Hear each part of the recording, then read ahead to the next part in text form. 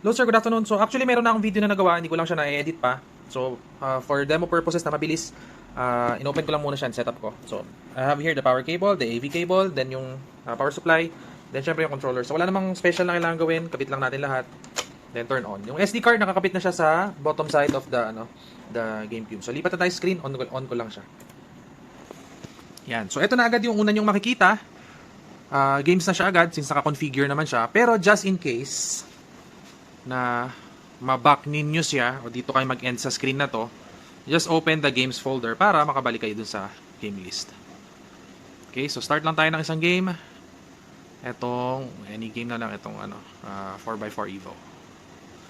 Press A lang, A ulit, then wait lang mag-load yung game. Send ko separate video yung in-game reset naman. Yun nga lang, doesn't work all the time. Ganun talaga ang functions. So, the fastest is to just reset the console. Pero, pakita ko na lang din kung paano yung in-game reset. Hi sir, so pakita ko lang yung in-game reset. So, ito yung pinipindot. R, Z, B, then down.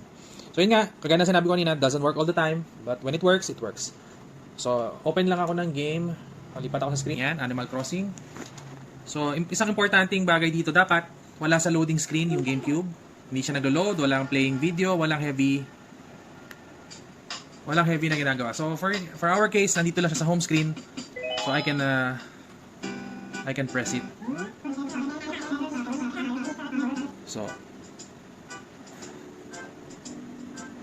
R, Z, B, hold mo lang siya. Then lalabas na ulit yung ating Swiss menu. So kapag lumabas yan, press A lang, tapos wait mo lang ulit mag-load. Okay, so kagaya na sinabi ko, sometimes result nun is black screen. Most of the time it works. Pero yun nga, mas mainam pa rin na patay na lang yung GameCube. Okay?